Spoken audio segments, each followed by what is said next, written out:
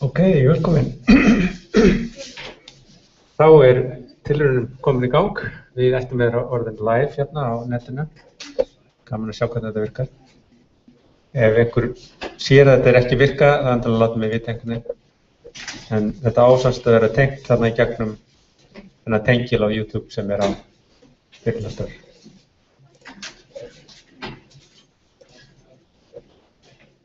Ok.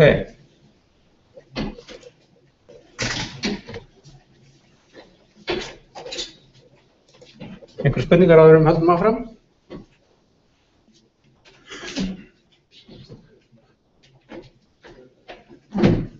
Ok, í dag ætla ég að fjalla svona létt almenn atriði varðandi góða forritunargerð, fyrirbæri og hugtök sem þið hafið kynnst áður vantarlega í fyrir námskeiðum, en ágætt að skerpa kannski á og sjá svona í þessum Java kontekst. Og við skoðum hérna þessi forritunarsöfn bókarinnar í tengslu við það.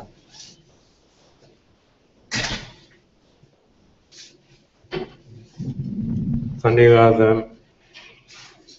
eitthvað spurningar?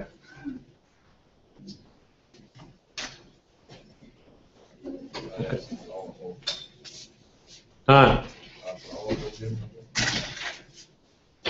Þessi bláa bók, já, ok, þetta er í svona forritunarbók sem þeir nota þarna í þessu forritunarnámskeiði og undan þessu hér í Princeton. Ég afritaði þessa forsíðu. Ef menn vilja einhverja forritunarbók í Java, þá getur vel verið þetta sé góð bók. Það er líka á sama vefsetri, þá fullt af upplýsingum. Það er að segja allar upplýsingur þessa bók og kóði tengdur henni þarna á þessu sama vefsetri.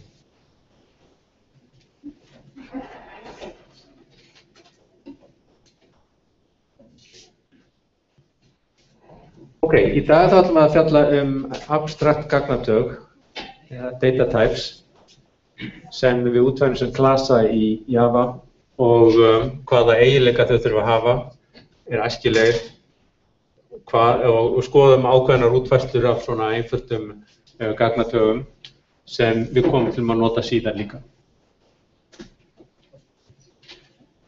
Java-forrit getur verið annarkvort gagnatak, eða það getur verið safn af þessum statísku aðgerðum.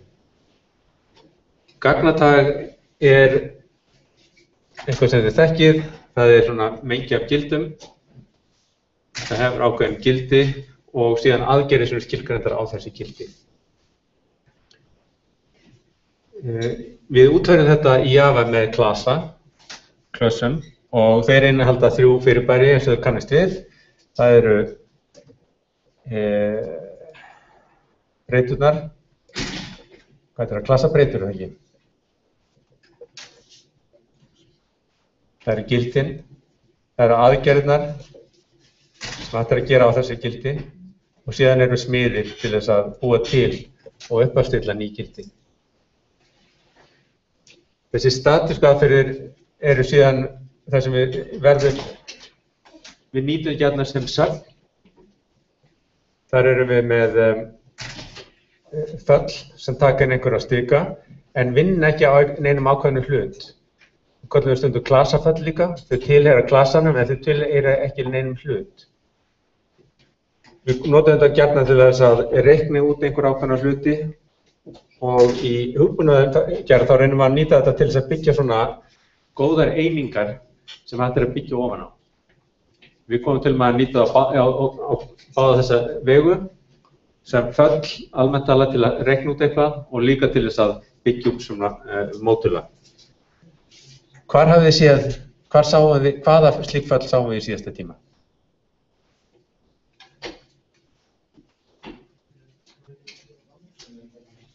Fyrirgefðu?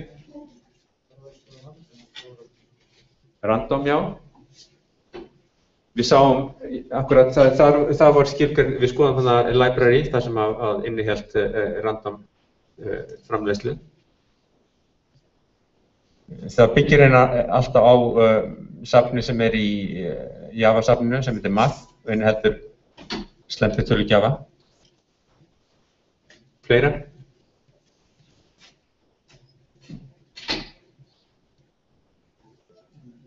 Hver var hérna í síðast tíma? Bara að grínast. Ok, hvaða önnur slík föll notaðum við?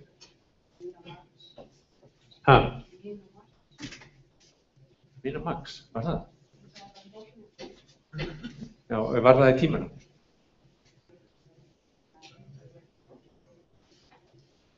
Ég man það ekki, en þetta er sennilega eitthvað, manstu hvað það er skilgrænt? Í hvaða klassa? Ok. Lengð, já. Lengð er reyndar aðgerð sem þú beitir á hluti. Það er rauninni innbyggt í Java. Það notað array, já. Það notað fylki. En það er ekki statísk aðferð, vegna sem við sendum ekki inn hérna. Við beitum það því á hluti, en við sendum ekki inn stika, parametra.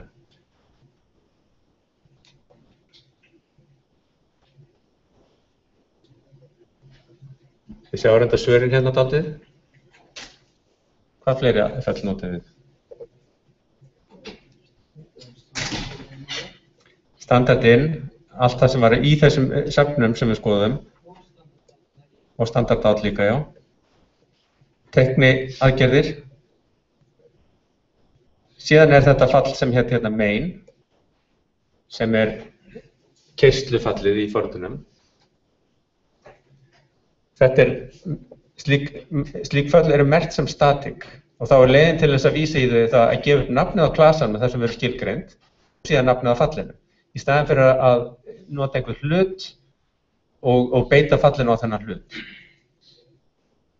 Við notum líka þessa aðgerð hérna, það að umbreyta streng yfir í heiltölu og einhverja fleiri, þó ég muni ekki eftir því. Og kom til að sjá meira af þessu.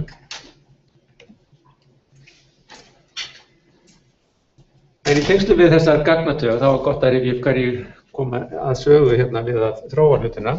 Þetta er einn af þeim, Alan Kay fékk Turing-verðlaun 2003. Hann var forsprakki rannsóknarseturs sem gerði mjög áhugaverða hluti, sérstaklega á 8. áratugnum. Kallast Xerox Palo Alto Research Center. Þannig að það var semst í Palo Alto í Kísildalnum. Xerox, hverjir þekkja Xerox? Hvað gerir þeir? Jú, prentara ljósritavélar. Þeir voru það þekkt fyrir ljósritavélar að það að ljósrita í Bandaríkjunum, ég vil kalla það Xeroxa.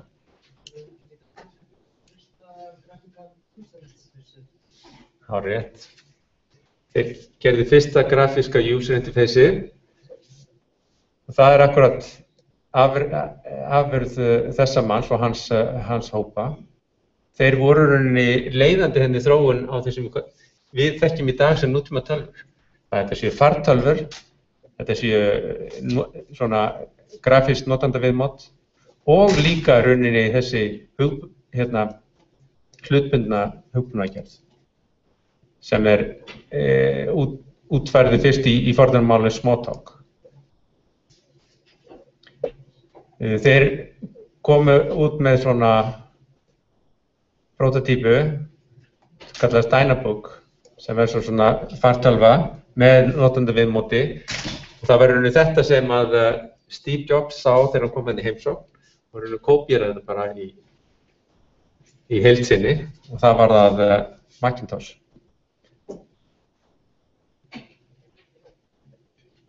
En merkilega við að þetta fyrirtæki eins og náði aldrei að gera neitt úr þessu kommersíalt. Það er að segja, þeir þróuðu ekki neitt.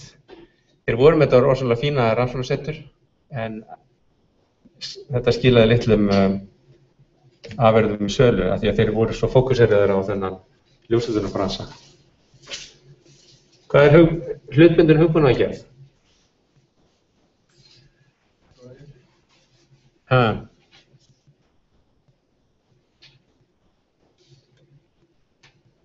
Þetta er til hérna samanburðar við það sem kallast procedural hugbúnaðargerð eða forritun, þar sem við segjum tölvunni að gera eitthvað.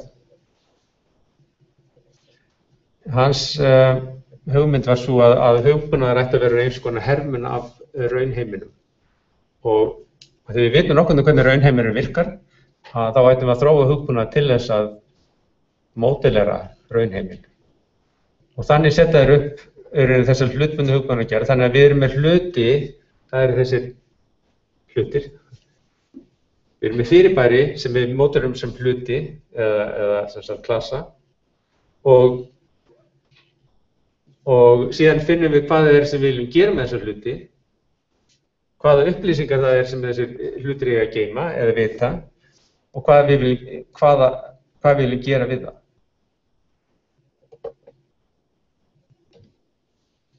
Það eru nokkur lykilhugtök hérna sem þið hafi kynnst. Eitt er það sem kallast hjúpun eða encapsulation. Getur einhver orðað það í einni setningu hvað það þýðir?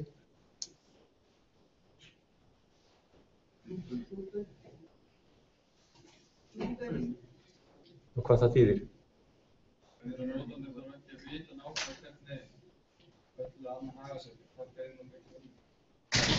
Notandi þarf ekki að vita hvernig það haga sér, heldur hvað fyrir inn og hvað fyrir út. Já. Það er akkurat, þetta er hugmyndin svo að við eigum að fela hvernig fyrirbærið er útfært. Það sem við þurfum að vita er hegðunin, en ekki útfærslan á hegðuninni. Við þurfum að vita ákveðin hvernig á að skipta við það, en við viljum fela þennan innri uppsetningu á gagnatæginu, hvernig það er geymt. Og þannig skiptum við þessu í 3 fyrirbæri. Við erum annars vegar með klasan sem útfærir gagnatægið. Við erum með notanda hugbúnað sem nýtir þetta gagnatæg, en nýtir það eins og svarta kassa, á þess að vita hvernig það er útfært. Og síðan erum við með API, eða Application Programming Interface, sem skilgreinir eins konar samning milli notandans og klasans. Hvernig samskipti eiga að fara þarna á milli? Hvaða aðgerðir eru í boði og hvað þessar aðgerðir eiga að gera? Þetta er lykilhugtak í öllu þessu námskeiði. Við viljum skilgreina öll þessi gagnatög, alla gagnagrundir sem við vinnum með og reyndar líka þessi reiknirit. Við viljum byggja það á svona API. Þar sem við skilgreinum nákvæmlega hvað það er sem á að fara inn út, hvernig aðgerð á að gera, án þess að leyfa notanda gagnatægsins að vita hvernig það er nákvæmlega útfært. Important, mikilvægt. Ok, hérna kemur einhver múðasniðum mynd, hugmyndum svona fyrirbæri, hérna fyrirbæri sjónvarp. Ok, sjónvarp er svona mynd. Útfærslan af þessu sjónvarpi gæti verið það að þetta er hvað heitir þetta? Svona kassasjónvarp. Túbusjónvarp, já. Ok, það er ákveðna byssu, þetta er Sony, þetta er okkur ákveðna típu, það vegur þetta mikið. Gott og vel. Hérna er notandinn, hún Jóna, og hérna er notandaviðmátið. Eða þetta API. Það er skilgreinandi aðgerðir sem þú getur gert á fyrirbærið, getur hækkað og lækkað styrkinn, getur breytt stöð, lagfært myndina og þú getur ummyndað, kóðað þetta merki sem er lesið. Notandi þarf að vita hvernig á að nota þetta API. Það reynist sömum alltaf að vita. En við flestir læra á það. Þannig að fyrirfram þurfum við að geta komist að niðurstöðu hvernig API þeir ætla að nota. Hins vegar, nákvæmlega hvernig þetta er útfært, hvort þetta sé svona túpa eða ekki, það á ekki vera atriði, vegna þess að við viljum geta skipt út túpusjónvarpinu fyrir flatskjá. Það hefur sömu hegðun, það sýnir líka mynd, þú getur hækkað og lækkað hljóðið og svo framvegis. Og það er náttúrulega svona kvalitatífir mismunur þarna milli gæða, en hegðun er samt svo saman.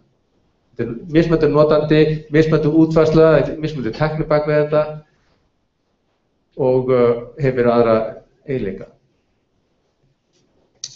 Það þýðir líka það að við getum þá skipt út notandanum, þannig að annar notandi getur notað þessu sömu sama hlut með sama notandavélmóti á þess að það breytir neinu.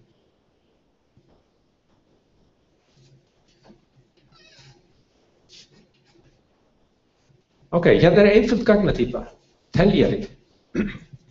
Hvað á hann að gera? Hann á að telja til dæmis atkvæði. Gott og vel. Hvað þurfum við að geta gert? Já, við þurfum að geta búið til teljara, það er smiðurinn. Við þurfum að geta hækkað teljarann, þegar við erum að bæta við atkvæðum sem við erum að telja. Og við þurfum að fá gildið, stöðuna. Þetta er allt og samt. Þetta er mjög auðvelt að útfæra. Við erum hérna með breytu fyrir teljarann, nafnið á honum. Síðan erum við með einfalda smið sem að gefa bara nafninu þetta ákveðna ID. Hækkum teljarann og fáum stöðuna á teljaranum með því að bara skila gildinu á þessu count. Breytu. Hvað er vandamáli við þennan í þessa útfærslu? Ekki það?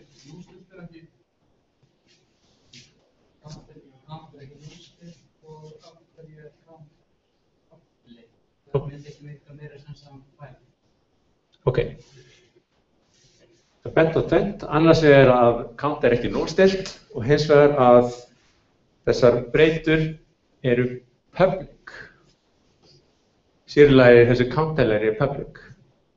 Ef við skoðum þessa síðaratriði kannski fyrst, þá gæti þetta verið smá vandamál vegna þess að kannski er þetta notað á þennan hátt og þá er auðvelt einfaldlega fyrir notandan að klasanum að breyta gildinu á teljaranum.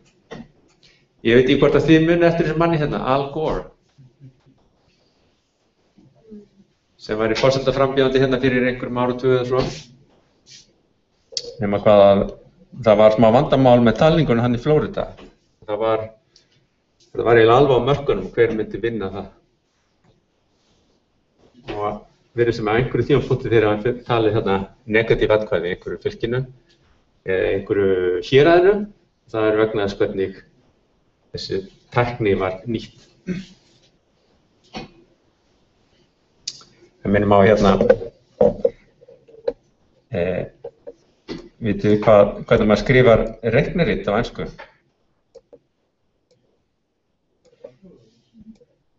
Það er Al Gore. Al Gore Rhythms.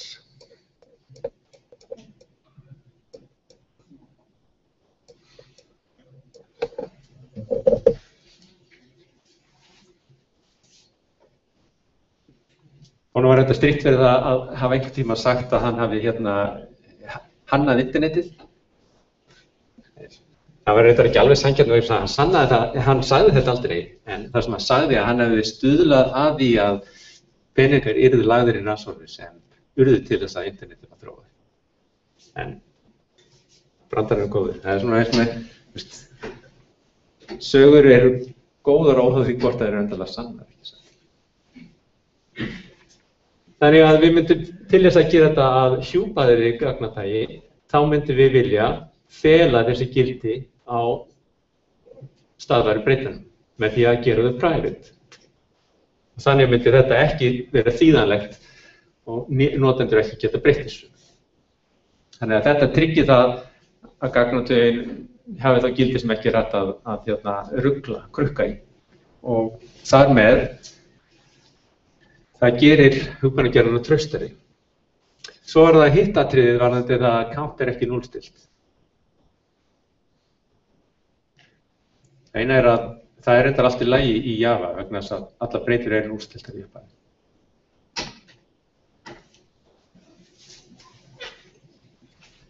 Þannig hérna er þá þetta ADT fyrir þennan teljara og þetta er akkurat dæmi hvernig við myndum setja þetta upp hérna í bókinni fyrir aðra önnur gagnatög. Við erum hérna með klasan heitið á honum, smiðinn sem er gefin upp, það er aðgerðir sem eru í boði og lýsingar á aðgerðunum í svona hálfri setningu.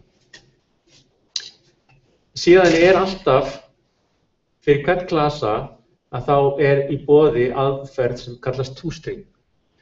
Það er leið til þess að taka hlut og umbreyta honum yfir streng, þannig að sé hægt að prenta hann út á einhver form. Þú þarft ekki að skilgreina það sjálfur, það er gert hér og það er gert hérna þannig að við bara tökum gildið nafnið á teljarunum og gildið á honum og skillum saman. En Java hefur svona sjálfgefna útfærslu á öllum hlutum. Þannig að formulega séð það þannig að efsti hlutur í klassaskipulaginu heitir object og object með útvarða aðgerð sem heitir toString. Ef það er ekki skilgreint í klassanum þá er allavega skilgreint í object, þannig að hluturinn vísar upp í yfirklassan og tekur útfærsluna þar. Og það er mjög einföld leið sem einhvern veginn bara skeytir saman öllu gildunum í klassanum. En við munum yfirleitt bjóða upp á þetta bara til þess að geta við fengið einhvers svona úttak. Og þá er þetta hérna útfærslan á þessu. Þetta er eins einfalt eins og við sjáum. Kannski gott að spá aðeins í hérna smáatriðin. Við sýnum þetta með rauðu, nafnið á rútinunum. Það gefur upp hvernig þeir sýna kóðan. Þeir sýna hann alltaf slöfusviðuna, byrja næstu línu. Hins vegar ef þetta er mjög stutt, bara einna línu kóði, þá sýnaður hann bara á sömu línu. Það gerir það náttúrulega þægilega til að sýna á skjánum, en það líka getur verið læsilegt þegar maður er að skoða sig gegnum kóða.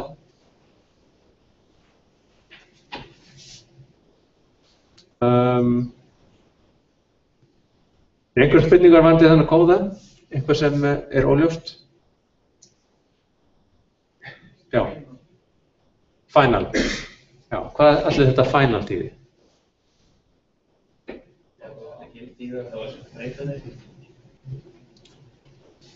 Þetta er endurtekið? Eða það setja gildi inn í það? Já. Það þýðir það að það er ekki hægt að breyta gildinu. Það er bara hægt að gefa þau gildi í upphafi þegar við í smiðnum og ekki eftir það. Við komum að því síðar af hverju við höfum áhuga að skilgreina hluti þannig. Ok, og hérna er þá dæmi þetta, bæði notkunna. Þess að hérna er klasi sem myndi síðan nýta þennan hlut. Ef við skoðum hérna í gegn aftur, þessi klasi inniheldur bara mainfall, þetta er svona dæmi statískt fall.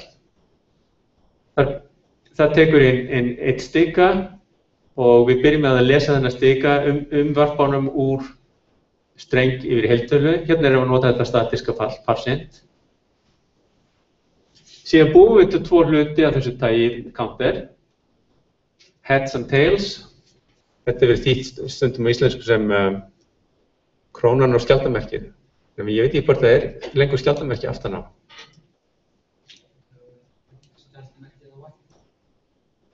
Skjaldarmerkið á vættir. Já.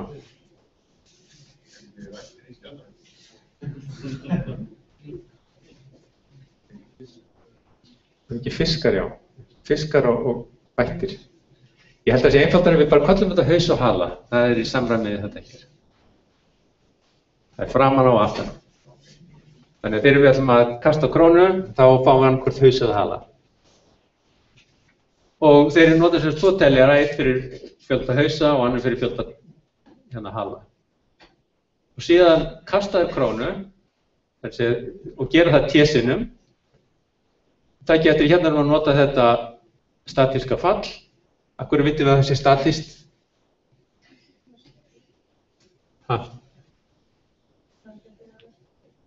Af því að það er... Jú, en hvað er það við þetta sem við... Hvernig lesum við það?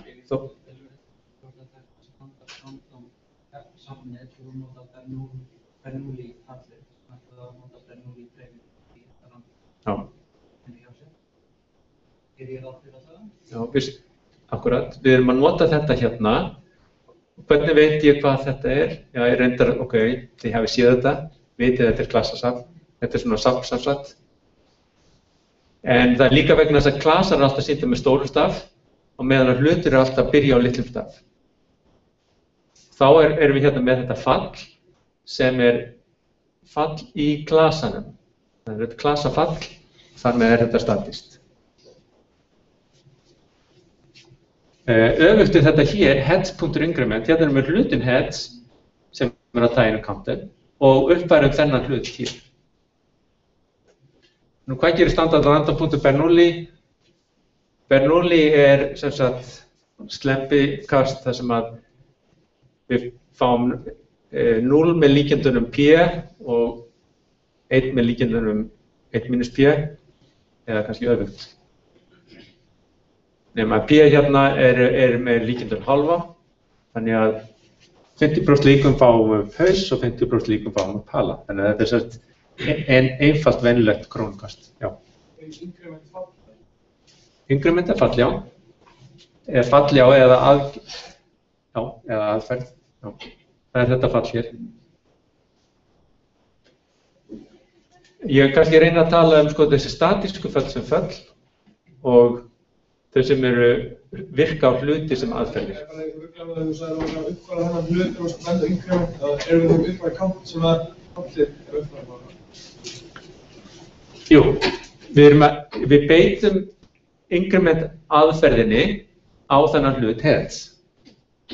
Þannig að í þeim hlut þessi count gildi og við hækkum það gildi. Þannig að við sjáum að við værum þá með, þeir eru rauninni með hérna 2 hluti, annars vegar þetta hluturinn heads og síðan erum við hlutin hérna,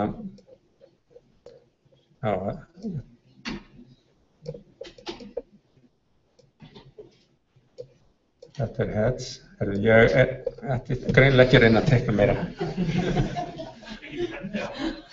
Það alveg ekki, það penni hérna. Steinklætt í því alveg, hvað ég að hugsa? Þetta nefnilega fyrsta skipti sem með þessi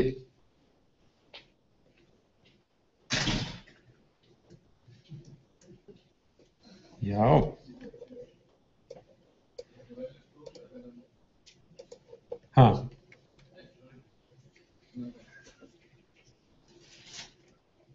Svona, þetta allt spennandi.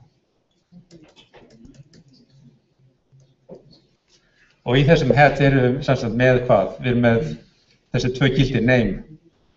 Þannig að hvað heitir heads breytan? Jú, hún kalluð, hún hefur gildið heads.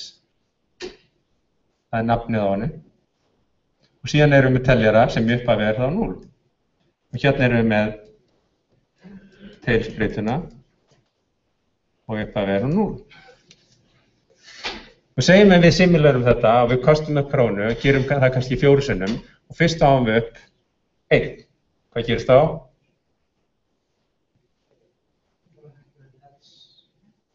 Þá hækkum við heads, vegna þess að ef útkoman þessu 1, að þá þetta túlkað sem ekki 0 gildi og þar með if hlutin framkvæmdur. Þannig að þá hækkum við hérna heads upp í 1. Svo kostum við aftur og fáum upp 1. Þá aftur hækkum við þetta gildi upp 2. Svo kostum við krónu og fáum 0. Og þá verður þetta if liður hérna ósannur, þannig að við förum í else liðin og þannig að við hækkum við tails og hækkum það upp í. Og svona höldum áfram. Og lokum eftir að við vorum búin að gera þessar 10 umferðir að þá prentum út niðurstöðuna og mismunum þarna milli. Og hérna þá dæmum svona þessa keyrslu, köllum hérna á Java túlkinn á þetta forrit sem heitir flips með parametri 10 og 1 milljón. Fáum að þetta rétt rúmlega helmingurinn heads og munurinn þarna milli fjölda haus og hala 344. Þetta rauninni inniheldur allt sem við gerum varðandi gagnatýpur. Notanda, útfærslu, API, keyrslu. Hvað spurningar? Flott. Hérna þá svona útlistun á þessu öllu saman.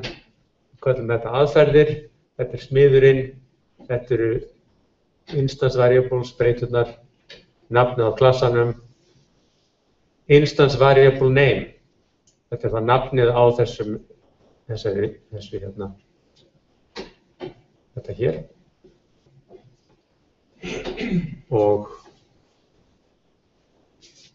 hérna keyrum við þessa aðferðir, keyrum smiðin hér, keyrum þennan þessa aðferð tally hér. Hérna tally á þér? Já, ég tally, já. Okay. All right. Nú, hérna erum við búin að ein ástæða fyrir af hverju við viljum nota hjúpun og hafa útfærsluna falda er svo að við viljum hafa þann möguleika hugsanlega jafnvel breyta útfærsluna. Og þetta er hægt með því að fela hvernig gögnum er geymt með þessum private, að þá getum við þess vegna bara skipt af einhverjum ástæðum. Sem dæmi ef við verðum að vinna með tvinntölur,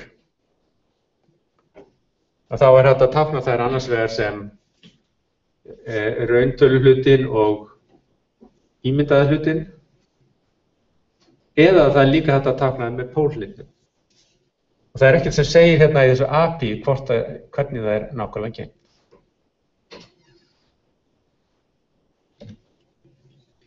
Hérna er annað dæmi þar sem við erum með klasa fyrir til að halda dagsetningu. Hérna er ein útfærsla, dagsetning, það er sem sagt 3 breytur, það er gilt á mánuðinum, deginum og árunum. Okay. Það er auðvelt, smiðurinn það bara setja upp þá gildi, síðan erum við með aðferði til þess að skila núverandi mánuði, núverandi degi og núverandi ári, það er bara að skila viðkomandi breytu, og síðan erum við tústringa aðferð bara sem skeytir þessu saman. Hérna er svo hugsanleg önnur útfærsla af öðru formi, þar sem við erum bara með eitt gildi, eina heiltölu sem táknar dagsetningu. Og hvernig er það? Jú, þá erum við að nota, þá tökum við daginn og leggjum saman með 32 sinnum mánuðurinn pluss 512 sinnum árið. Og þá erum við komið með einkvæmt gildi fyrir hvern einasta dag. Þannig hver einasta gildi af þessu formi skila nákvæmlega einum, eða mestalegi einum. Allar gildar dagsetningar hafa nákvæmlega eitt mismunandi gildi. Til þess að fá út mánuði eða dag eða ár, að þá þurfum að beita viðkomandi módulusaðgerðum. Af hverju notum við hérna 32 þegar við vitum að lengsti mánuðin er ekki með 31?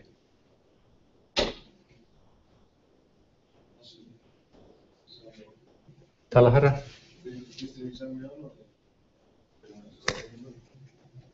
Þrítugasti.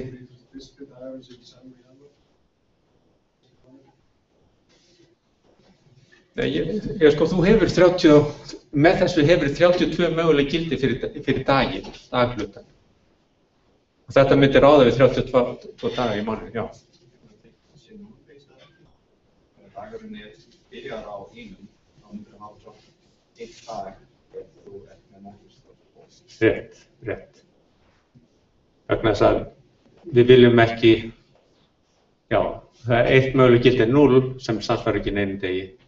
Þannig að síðasti dagur, það fer frá 0 upp í 30. Ok, en af hverju eru þá með 512 hérna þegar við vitum að ekki þetta ári með meira heldur en 366 dagar. Þetta virðist vera allt of mikið.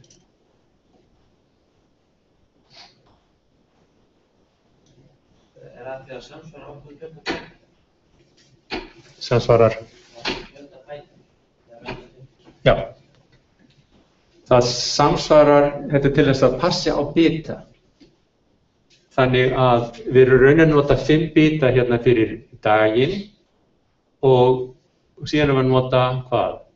1, 2, 3, 4 bita fyrir mánuðin.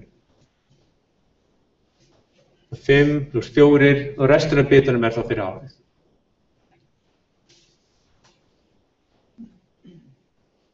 Af hverju ættum við að vilja gera það? Eina ástæða er svo að það er praktískt vegna þess að þessar aðgerðir eru miklu ódýrari ef við erum með velda 2 heldur en ef það verður einhver almenn tala. Þannig að það er hagkvæmara í tíma séð. Hver eru kostur og gallar hérna? Á hverju ættum við að gera það einn veg fyrir einhvern annan?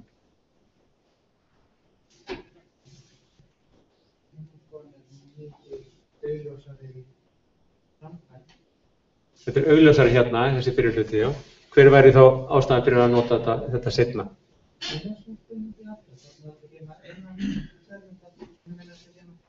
Akkurat, minnisnotkun.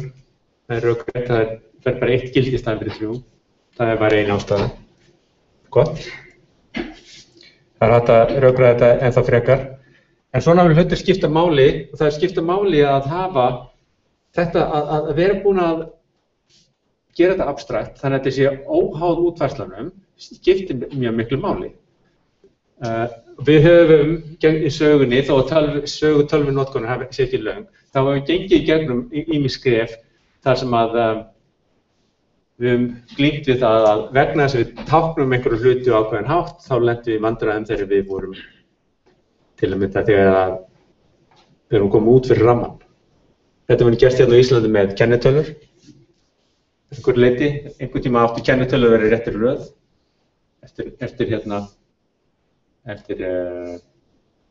einhverjum. En eitt frægasta dæmi er hérna árið 2000 vandamál, vegna þess að í árdaga tölvuvinnslu þá sá menn fram að það væri alveg nóg að nota bara 2 tölustafi fyrir árið. Maður veit að það er, ef maður skrifar 73 þá er það 1973, ekki 2073. Gott að vel, maður veit að það er bara ákveðin marki. En menn reiknuðu ekki með því að tölvukerfi sem voru skrifið 1965 yrðu við ennþá í notkun árið 2000, sem var svo raunin. Þannig að þetta var svona smá kaos, smá vinna. Það var ekki alveg eins mikið vandamálið sem menn sumir héldu. Eitt besti brandari sem mann eftir var þegar þetta var mest í fréttunum árið 1999, þá tók Letterman þetta fyrir. Og var með topp 10 lista af hverju við ættum ekki að hafa áhyggjur af þessu 2000 vandamáli. Ég er alveg búinn að gleyma neðri 9 atriðunum, en atriðum nummer 1 var það að vegna þess að 1. janúar árið 2000 var nefnilega laugardagur, þannig við hefðum það allavega alla helgina til að redda málum.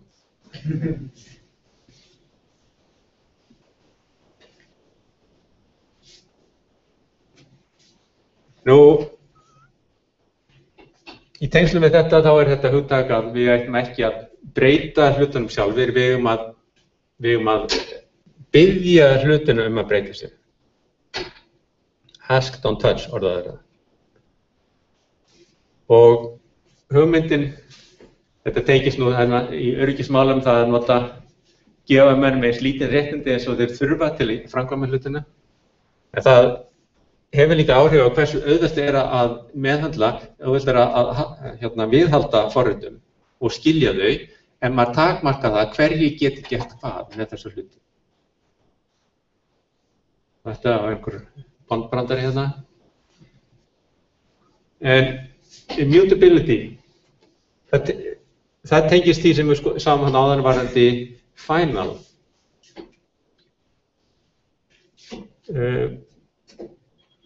Það er talað svokölluð immutable gagnatök. Það eru þau sem ekki er hægt að breyta. Óbreytanleg gagnatök. Mutable eru þá breytanleg. Það er æskilegt að gögn séu óbreytanleg. Það sé ekki hægt að breyta þeim eftir að það breyta gildan á hlutunum eftir að búa til.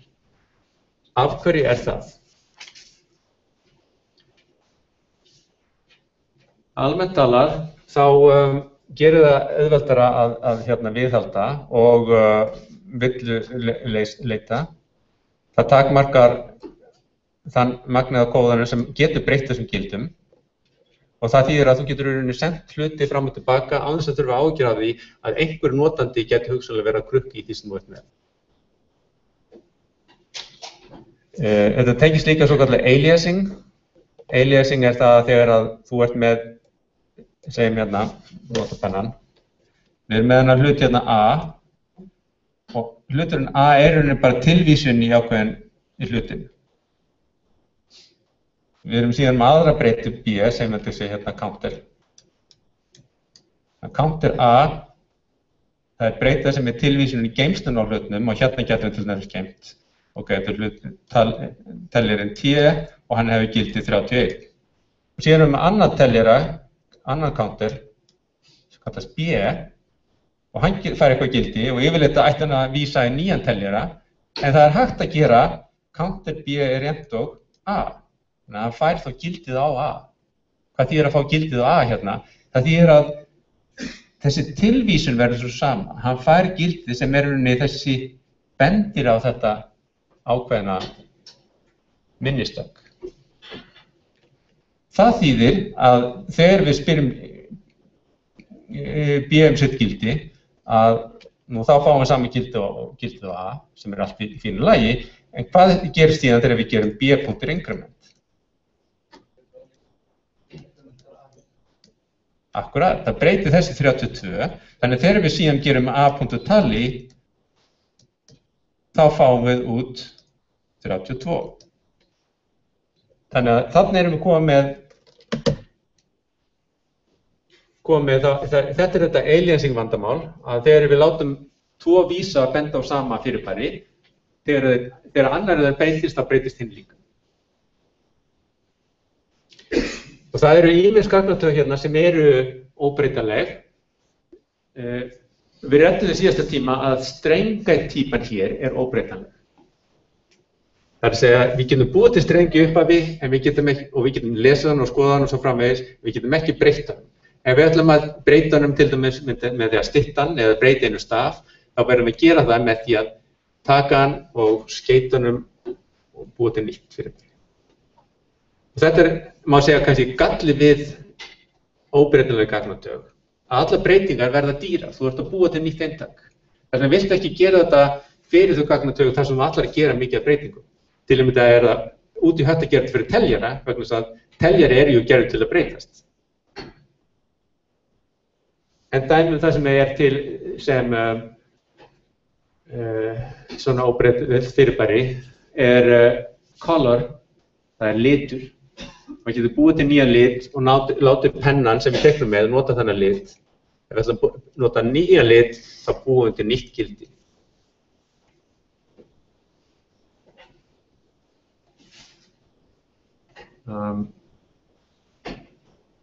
Já. En það er önnur fyrirbæri sem eru eins og er mutable. Og eins og ég sagði áðan, við sýnum þetta með því að tákna að fyrirbæri er sem sagt final og þar með er ekki hægt að breyta því síðar.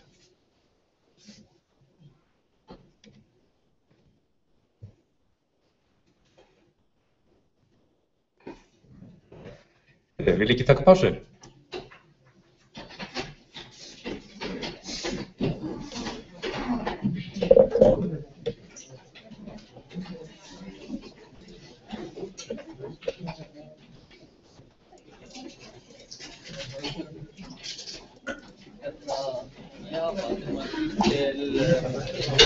Já. Man notar mjúkvirkja. Já. Þarf maður alltaf að dýlita? Nei, það þarf ekki að dýlita neinn. Ekki fyrir. Nei, það er akkurat tryggið.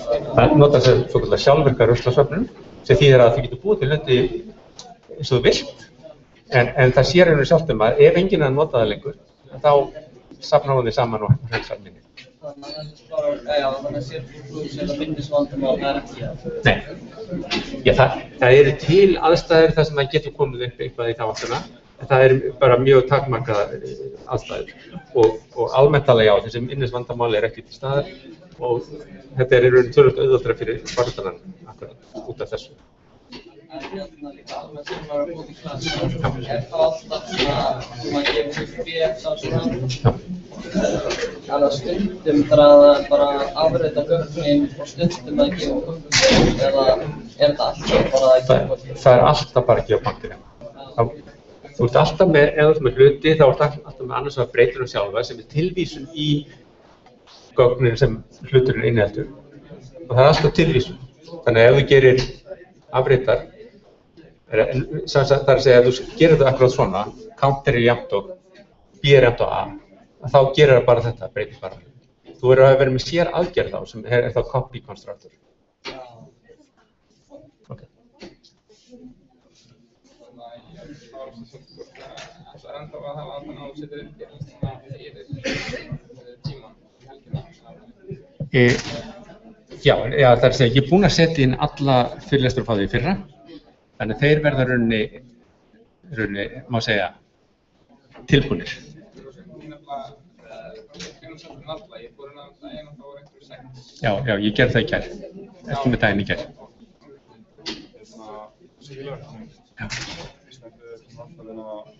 Dagsetningin að vera með það. Ég er spáði hvort að það dagur sem maður er sett fyrir eða það er dagur sem maður skilja þessu. Þegar núna var það sett fyrir á þriðjudaginn og skilja þessu. Ok, hvað stóð miðvikudag? Á hverju séu? Á kynstafn.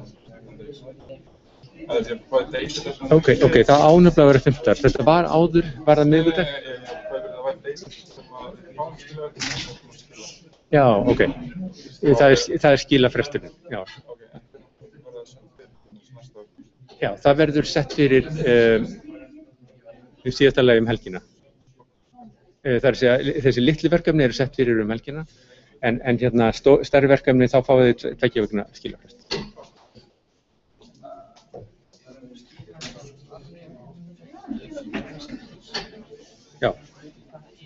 Já, ok. Sko, ég held að það kom eitthvað svar á pjátsaði varðandi þetta. Ég geti litið á það. Þetta er mjög einfalt. Þetta er bara það að það sé einhver auka lína, einhver auka njúlega eða vakti njúlega eða auka til eða eitthvað. Þannig að það þarf að múrsökar setja upp þannig að það standist á stað fyrir stað. Og í þess tilfellum þegar einhver auka eða vantar til, þá gefur það. So was diese Freunde das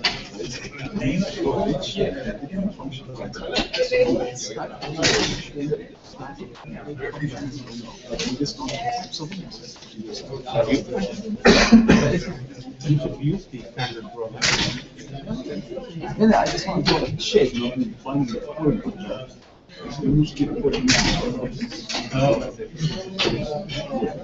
so the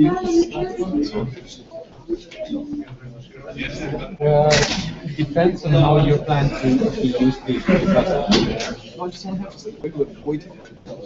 I'm not sure what. Would you use static? I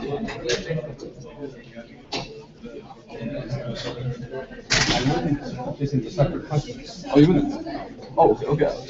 Okay, so just have one huge function. That's it. It's not that huge. Okay, it doesn't matter. Just, Yeah. So, but you can do this also like this. It probably makes sense.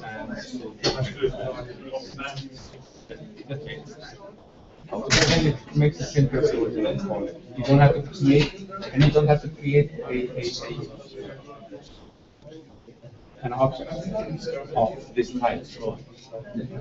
And if it's not static, you have to create an object of the type. Then you can apply that method to the object. But there's no, it's simpler for you just to make it static and call the function directly. Like this. Usually we put the main function. yeah, I know. Very cool. But would you change it though? Didn't you just put everything in the main function? I thought this is like more usable in this sense, you know, separate the shapes. That's okay, that's nice.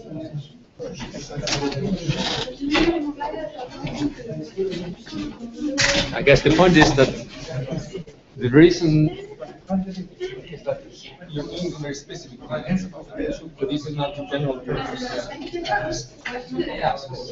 That's why they're not likely to be used by anybody else. Oh, I see what you're doing. That's why the point is why make it into a separate function.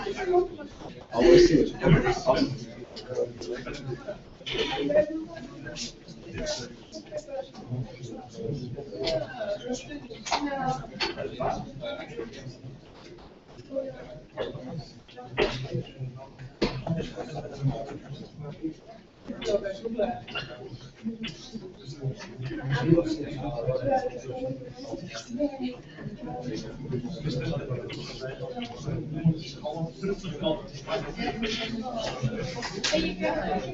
All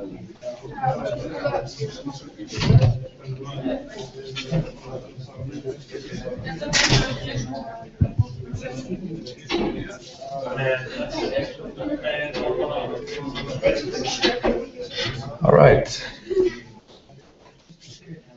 Þá skulum við halda þess áfram.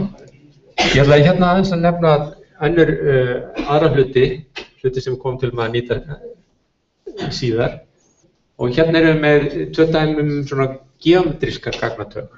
Annars vegar hérna punktur og eins vegar bil. Point 2D þýðir að þetta sé punktur sem er tvívídd í planinu. Og hvað gerir með punkt? Jú, punkturinn hefur einhverja staðsetningu og maður vill fá vita, maður vill geta teiknað hann og hugsanlega geta vitað fjarlægð frá honum til einhvern annars. Það það sem við gerum hér, við getum búið til punkt með staðsetningu x, y. Við getum fengið staðsetninguna, þessi hnit, en síðan líka hægt að fá pólhnitin á honum, radíusinn á hringnum, fjarlægðina frá 0 og hérna hornið. Saman gefur þetta pólhnit. Þetta bendir manni líka á að punktu þetta tákna á tvo vegu sem x, y gildi eða sem pólhnit. Þannig að við vitum ekki hérna hvort það væri hægt að gera það á báða vegu. Við viljum fyrir einfaldara að hafa það x og y, en það fyrir dálítið eftir hvernig það nýtir það. Síðan hérna fall til þess að það tekur annar punkt og reiknar út fjarlægðina frá þessum punkti yfir í þennan hinn punktin. Síðan fall til að teikna það. Síðan annað dæmi þar sem svona bil. Bil bara einvítt bil frá A yfir í B. Ops. Eitthvað svona bil á línunni. Hérna væri eitt bil og hérna væri annað bil og þriðja bil og svo framvegis. Og bil hefur ákveðna minnsta gildi og stærsta gildi, það ákveðna lengd. Það síðan hægt að spyrja einhverja spurningu varðandi hvort að tvö bil skarist og síðan hægt að teikna það. Hérna var annað dæmi þar sem ég sýndi þetta varðandi þetta aliasing. Við erum búin að búa til hérna hlutin A sem þessi dagsetning 31. desember 1999 og 1. janúar 2011. Þetta það sem það A og B. Síðan segi ég B rétt og A. Þetta í lagi?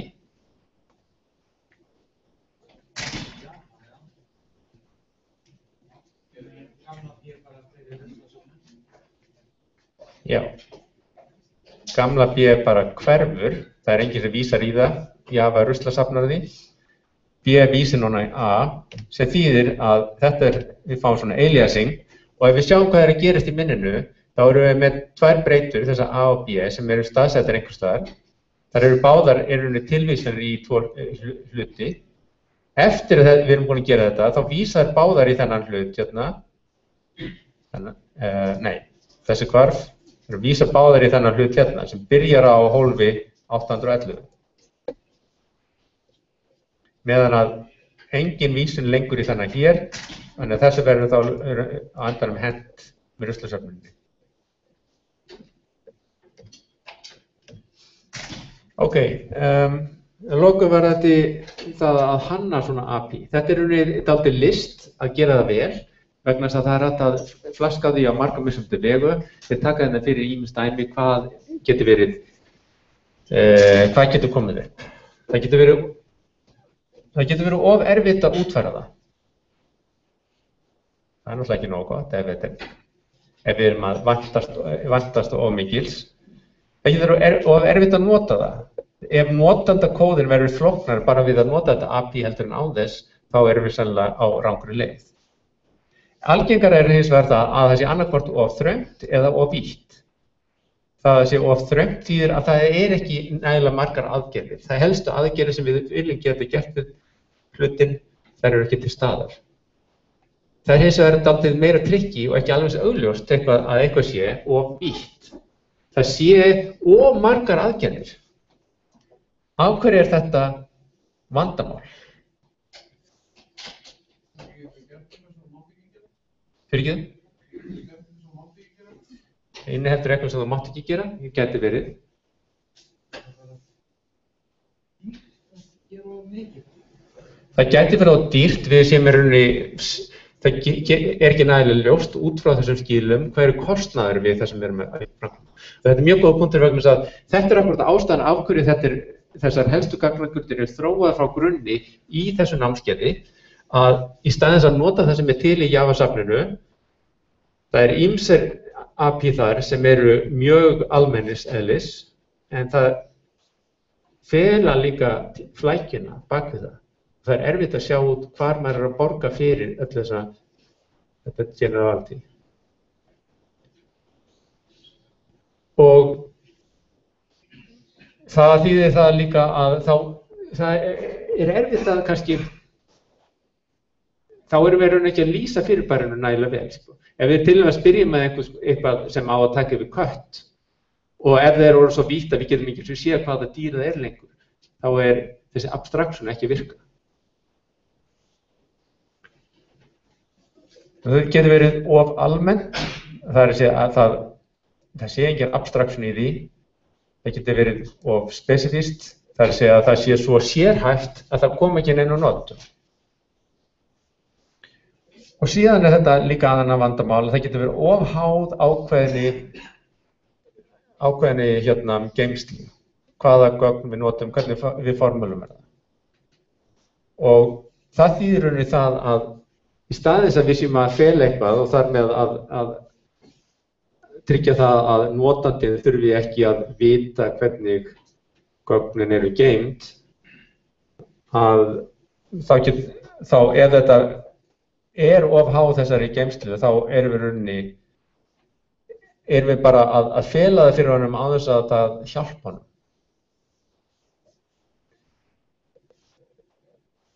En almennt talað er reglan þessi að aðeins bjóða upp á þær aðferðir sem notandinn þarf og engar aðrar. Við sjáum dæmi þetta fljótlega. Eitt í lokin, fylki eru hlutir. Öll gagnatög sem er ekki grunntög, þau eru hlutir. Þegar ég meina grunntög, þá eru þarna ákveðin tög, það er að segja það er int, char, double, float, boolean. Þetta eru grunntög. Meðan all önnur fyrirbæri eru hlutir. Hver er munur á grunntögum og hlutum?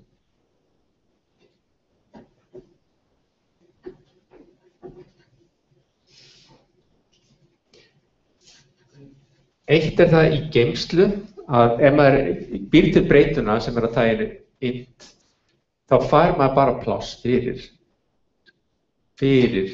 töluna sjálfa.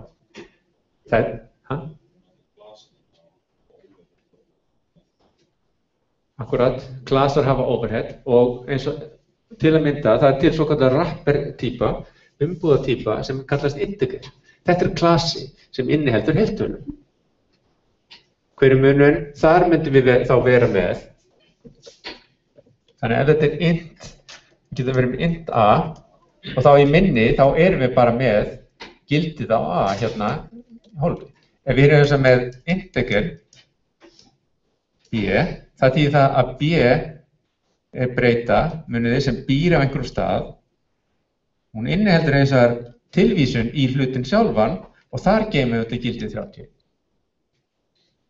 Þannig að það er auka overhead í plássi og þar með líka í tíma. Og það er ástæðan fyrir af hverju Java reynir að fara þessa millileið, bjóða upp á helstu þessi grunntök til þess að ná ákveðinni skilvirkni sem ekki hægt að hafa með því að hafa allt saman sem hluti.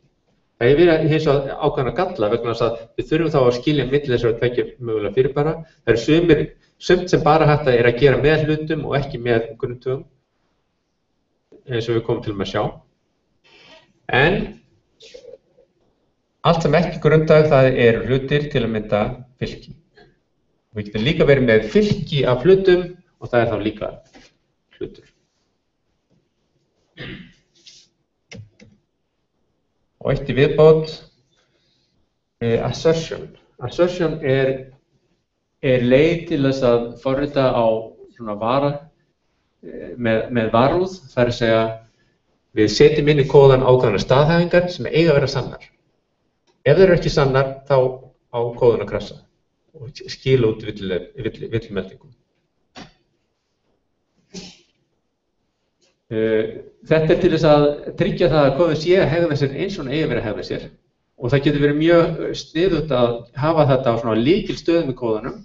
Það er hægt að klippa þetta út í keyslukóða eða svona production kóða, eitthvað sem er á að fara í notkun og þar sem skilvirkni skiptir máli. En þegar maður er að vinna í fjárritinu, þá getur verið mjög gott að hafa þetta og þá lýsandi villuskilaboð sem fylgja með. Maður segja að þetta sé bara einfalt leið til þess að segja, ok, ef einhver ákveðin staðhæfing er ekki sönn, þá ætlum við að prenta út villuskilaboð og stoppa. Þetta er bara meira styrstileg leið til þess að setja þetta inn í kóðan sem í einni línu.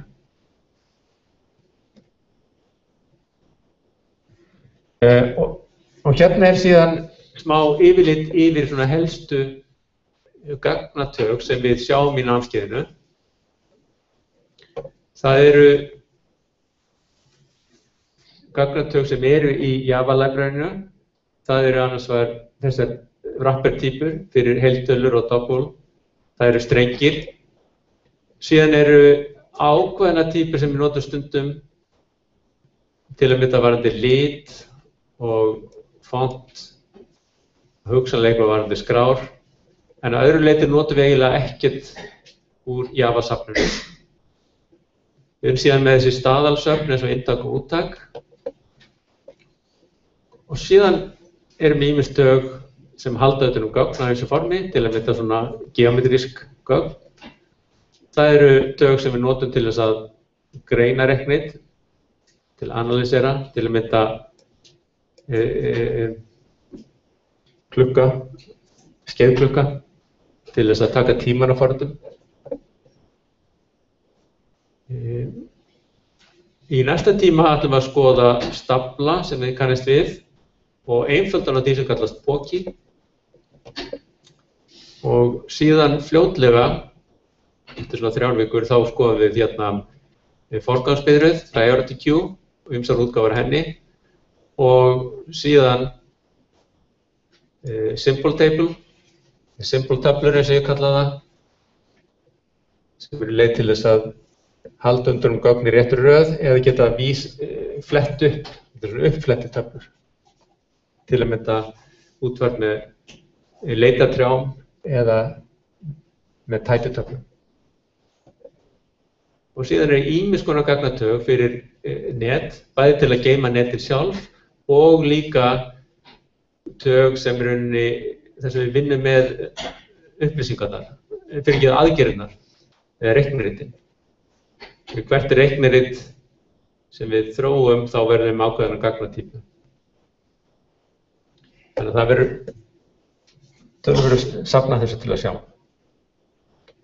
Ok, einhverjar spurningar?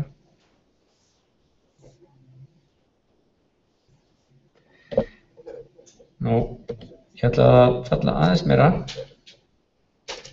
sem var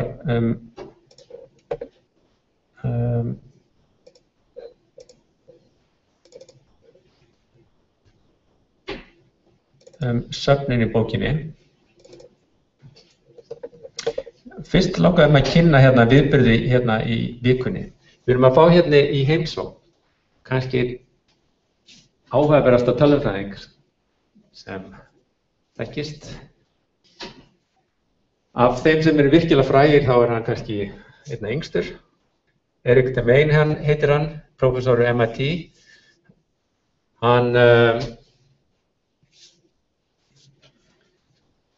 Hann varð yngsti prófessor við MIT þegar hann var 20 ára. Hann fór ekki í skóla fyrir hann var 12 ára, þá fór hann í háskóla, kláraði það á 2 árum. Kláraði síðan meistaraprófið 16 ára og tók síðan nokkur ár í doktorsnámi.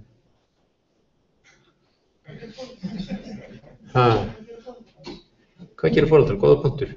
Hann ólst upp hjá föður sínum sem var listamaður. Ferðaðist töluvert og fór gegn þessum ekki í skóla. En af þessu ástæðu þá hefur hann unnið mikið með föður sínum, meðal annars að þessari glerilist, þannig að þeir blása svona gler og hann sérst bæði, ekki bara það að hann sé mjög ótrúlega virkur hérna tölvunarfræðingur, þá hann líka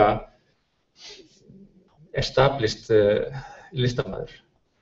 Þannig að hann hefur til að mynda haldið sýningu við svokallað Museum of Modern Art, eða MoMA, í New York, þar sem að hann rauninni blandað saman tölvunarfræðinni og þessum listsköpun. Ég taldi það á síðan aðeins að það eru yfir 20 sýningar í ár þar sem verk hans birtast. Já.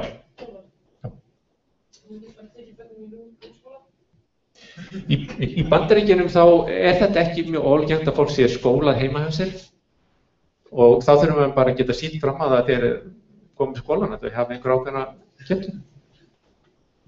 Hvað sé skóla þú? Hvað heitir það? Hann heitir Eric Demain. Hvað segirðu? Þetta morgun?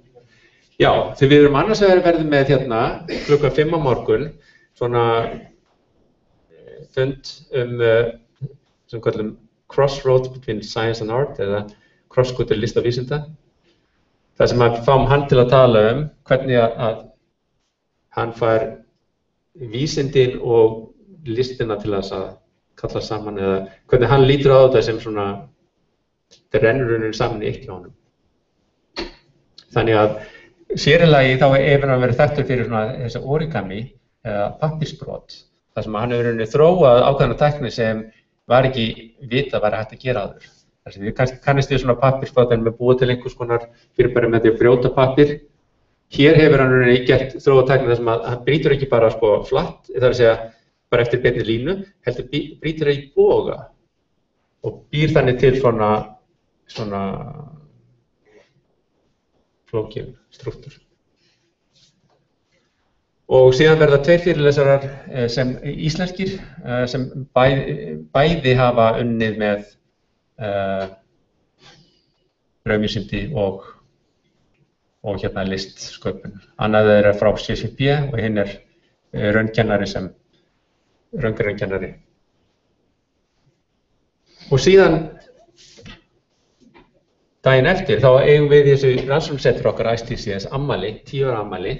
Það var ástæðan af hverju við buðum til landsins og þá talar hann aftur og þá ætlar hann að tala kannski aðeins meira tölvunarfræðilegri eða það einbyttir sér meira tölvunarfræðinni kannski en samt verður þetta mjög svona grafist vegna þess að hann ætlar meðal annars að fjalla þennan róbot sem þeir hafa þróað með origami.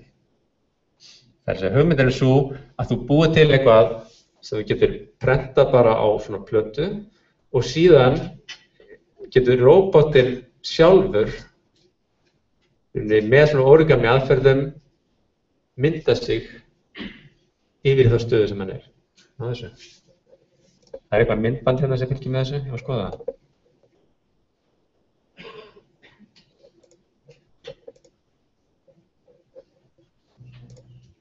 Ég veit ekki hvað hljóðið dettur út, það var hérna mjög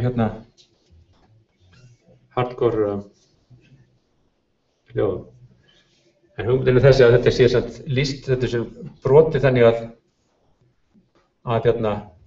sjá hvernig þetta myndast sjálft og þeir nota rauninni rafeindir til þess að framkvæma brotið og svo þannig lyftir róbotinn sér upp og getur síðan á endanum farið af stað. Stendur hann upp.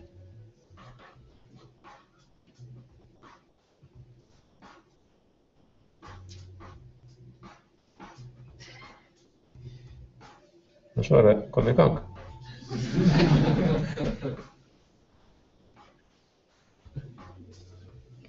Þetta stórmerkilegt.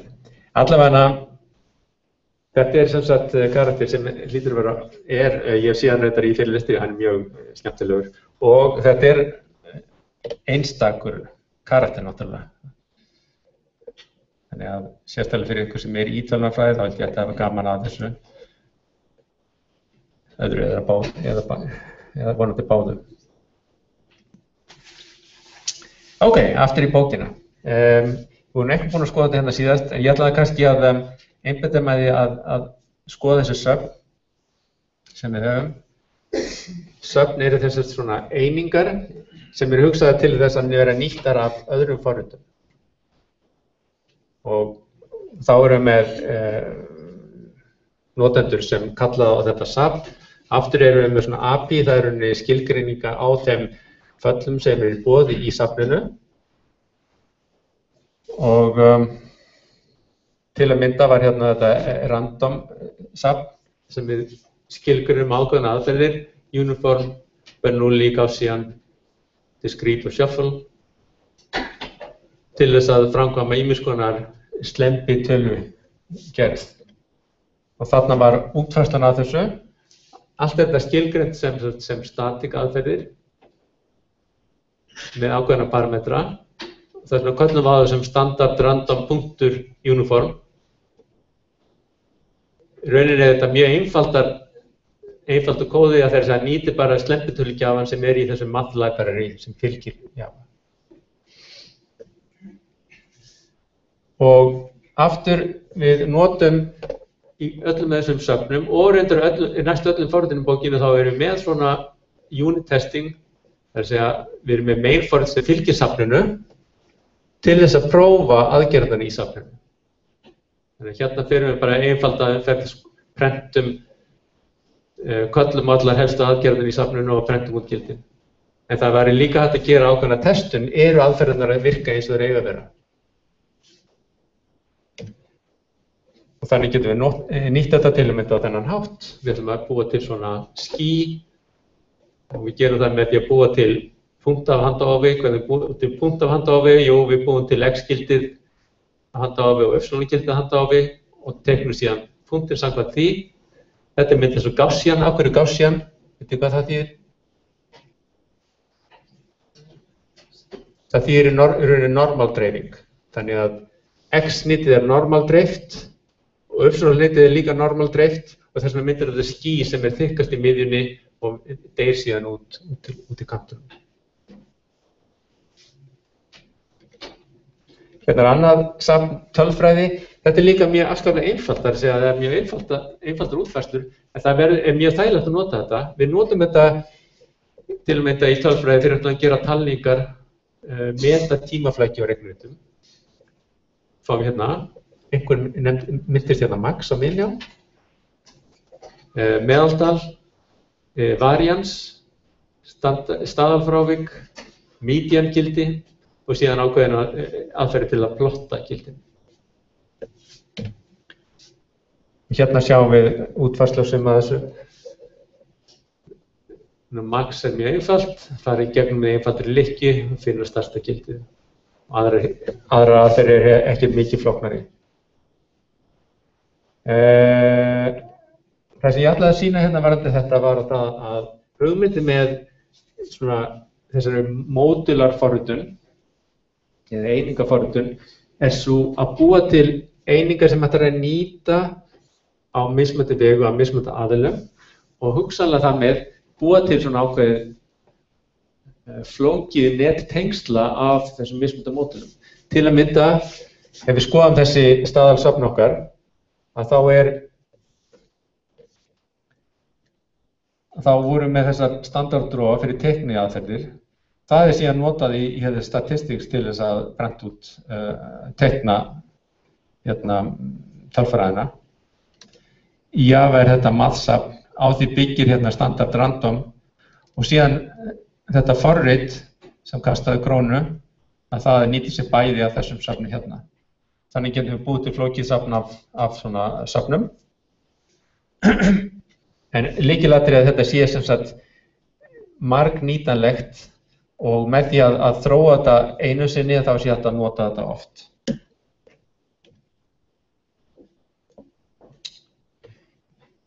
Ok, í lokin ætla ég bara aðeins að fara aftur, skoða aftur hérna þessi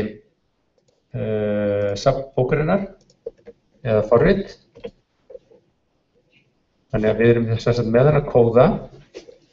Ef við lítum aðeins á þessi forrit sem fylgja þessum kafla 1. Hérna er töluvert, þetta er nokkuð listi þegar. Í næsta tíma ætlum við að skoða stafla og skoðum þessi forrit hérna. Og málið er það að það hægt að læra tölvöld mikið af því að sjá hvernig hlutir eru gerðir, sjá dæmi. Þessi forrit sem eru hér mjög góð dæmi hvað við getum vilja gera. Hérna til dæmis counter forrit okkar. Counter klassin. Takið eftir að þetta sett upp á þennan hátt, þetta svona formatað, þannig að við fáum kóðan svona sýndan í svörtu, gráu og í bláu, þannig að það auðveldara að lesa. Það líka formatað ákveðin hátt varðandi komment. Þetta mjög vel gert finnst mér að þetta sýnt sko, hvernig fer maður að því að þýða forritið? Hvernig fer maður að keyra forritið?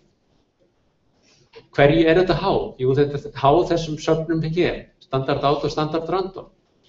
Hérna lýsing á hvað þetta gagnat á að gera, hvernig það notað. Hérna dæmi keyrslu, Java counter 600.000. Þú fær þessi 6 mismunandi gildi í úttaki. Síðan fyrir framan hvern klasa að þá erum við með lýsingu. Hvað það sem klasin á að gera? Tilvísir í aðrar upplýsingar. Nafnið á höfundunum sem skrifuðu kóðan. Það eru höfundar bókurinnar í þessu tilfelli. Síðan kemur kóðin sjálfur. Það eru líka komment. Hvernig komment eru það? Jú, fyrir framan hver einustu function erum við með stutt, einna línu yfirleitt lýsingu á hvað þetta falla á að gera. Við erum líka með stutta lýsingu á hvað þessi gagnagildi eiga að tákna. Og í lokin erum við síðan með þetta unit test. Dæmi hvernig við getum prófað og nýtt þennan klasa. Þannig erum við með mjög vel lýstar upplýsingar hvernig við getum vilja nota þetta og hvernig við ættum kannski að þróa forrit. Forritið sjálft hérna, counter.java, það lítur nokkurn veginn eins út nema það ekki formatað þeirra. Það líka vísun hérna í Javadoc. Hefur einhver heyrt það? Javadoc ákveðin dokumentasjón staðall frá Java sjálfum. Það sem að setur þetta upp á ákveðið snið. Við sjáum hérna lýsingu á klasa, hvaða yfirklassi hérna hann tilheyrir, hvaða útfærir, höfundur, lýsing á smiðunum, lýsing á aðferðunum og ítarlegri upplýsingar allar þessar helstu aðferðir. Ef þið skoðið Java-safnið, þá fáið það akkurat svona Java documentation alla klassana. Það sniðum við þetta að þetta Javadoc hægt að búa til sjálfvirkt út frá kóðanum. Ef maður kommentar kóðan sín á réttan hátt, þá nýtur það. Þannig að talið eftir hérna. Initializes new counter starting at 0 with the given ID. Hvað kemur það fram hérna? Initializes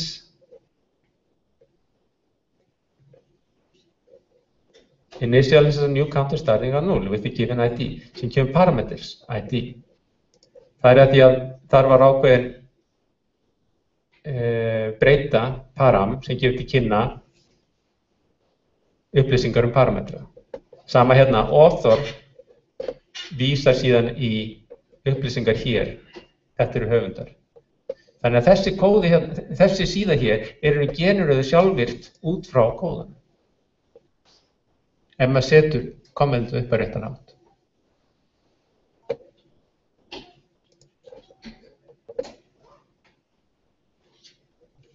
Þetta var að skoða eitthvað fleira. Ég ætla að hvetja ykkur kannski til þess að skoða þetta. Við vorum búin að skoða okkur hérna binary search. Hérna sjáum við ítarlega lýsingu á dæmi hvernig myndum keyra það.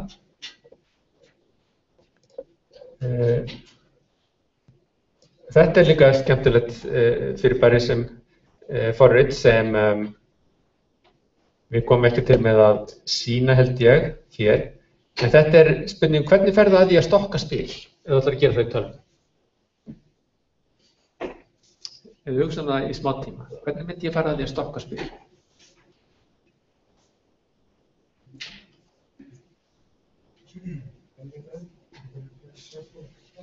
Hvað segir þið?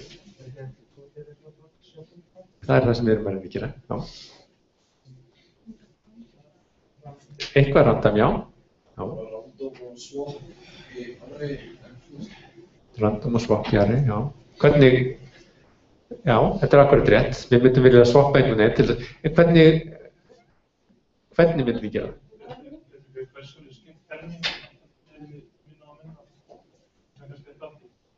Það er hugsanlegt. Skipta einhvern til helminga, já. Málið er það að það er nefnilega ekki sama hvernig það er gert. Það er auðvelt að gera það þannig að maður fái ekki jafna dreifingu. Það verði ekki allmögulega stokkarnir séu jafn líklegar. Til að mynda,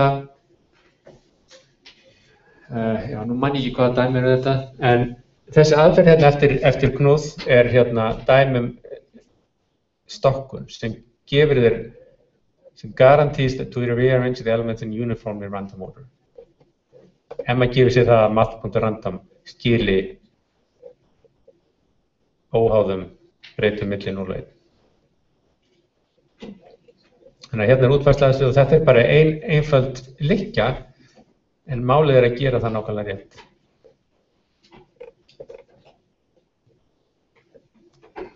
Ok. Þetta er nú það helsta sem ég ætla að tala í dag. Einhverjar spurningar?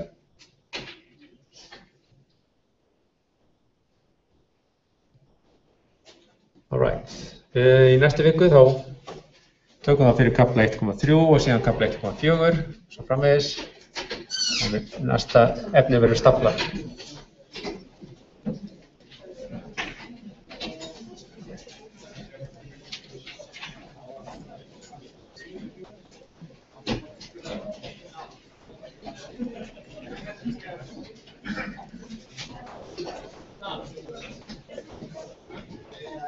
Og þar með þessi